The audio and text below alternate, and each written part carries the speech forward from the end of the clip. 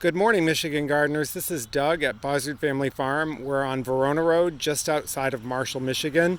I'm doing this video to show you a couple of things. I'm going to do some more planting in the garden, but first I just wanted to show you this part of the garden along the driveway as you drive into the farm stand.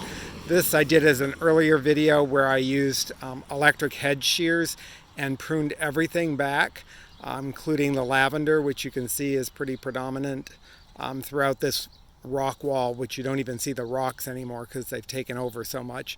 The gaillardia, which is the orange and red, and the yellow you see occasionally is either a sedum or a coreopsis. Tick seed is sometimes another name for coreopsis. But it fills in. It's a no-care garden once you do that pruning, and I do it usually in early April.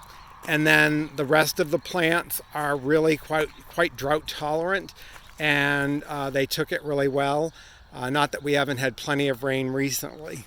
Those white spikes in the background are actually the first time I've had that particular yucca called color guard actually flower here. So must have been, it's been in the garden for probably 15 years. Must have been something about the drought conditions we had, and then maybe the recent rains that suddenly it decided it could bloom.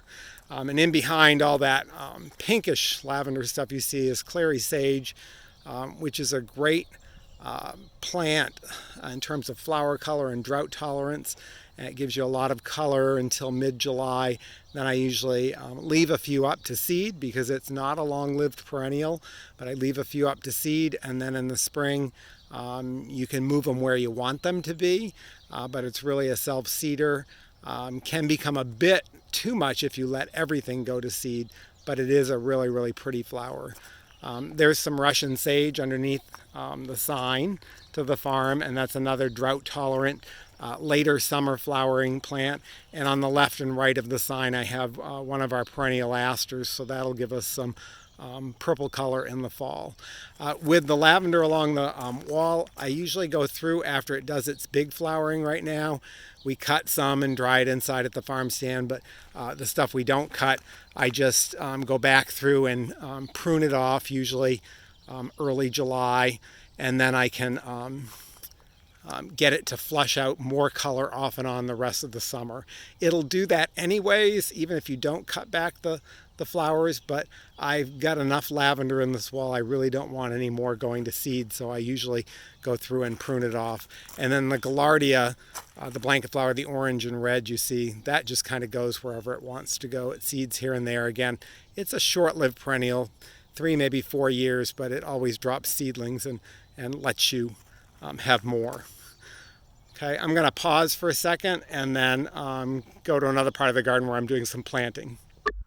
So every garden has a sore spot or two. You have to kind of compensate for that and fill in with plants. Or I did here, I just kind of mulched with straw until I could figure out what I wanted to do with it. But we have these really neat perennials left that we're still selling at the farm. This one's called Ice Cream Dream. It's a shorter Shasta daisy, and it's supposed to flower for a long time. It's our first year with it, so I'm not 100% sure. But I'm going to put 3 of these in along the spot here. I'm going to try to leave this volunteer rose campion, but I am going to pull out these Montana centaureas because they tend to seed and take over if you're not careful with them. But I'll take those out and we'll make room for, I'm going to plant I think 3 of those. And then I also have a dianthus, which we brought in last year, but I waited too long and we sold out of it. So I never got to plant it. It's supposed to be a long blooming dianthus, supposed to bloom throughout, off and on throughout the summer. And I'd like to get it in the garden and see if it actually does do what they say it does. But I'm going to put that along here too. So again, I just have my tools of the trade, my spade, I have a little compost. Again, my compost is some horse manure mixed in with some old potting soil that, you know, we just, from last year's pots that we used at the farm stand, just mix up some manure with the potting soil, maybe 50-50, and then I just put it in.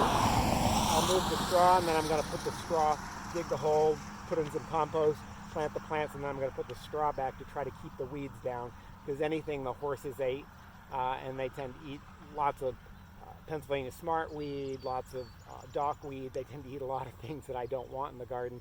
I have to be a pretty avid weeder for the next few weeks because they sprout very quickly. They were in the horse manure because the horses ate those seeds last year, and they definitely didn't die over the winter or anything. So that's my project today. Hope it helps. My next video I'm going to do is on daylilies, kind of an educational video on daylilies. You'll see that they're starting to bloom, and you can see some right here that are budded. So we're really getting close on those, and we have a lot of daylilies to sell. And I'm going to just talk to you about some of the newer varieties we have. Just as a teaser, some people think Stella d'Oro is the only shorter repeat bloomer, but there's now a Ruby Stella, it's red. There's Rosy Returns, Mini Pearl. These are all different shorter daylilies that rebloom with a little care that I'll talk about in the next video. So until then, take care, and I'll see you then.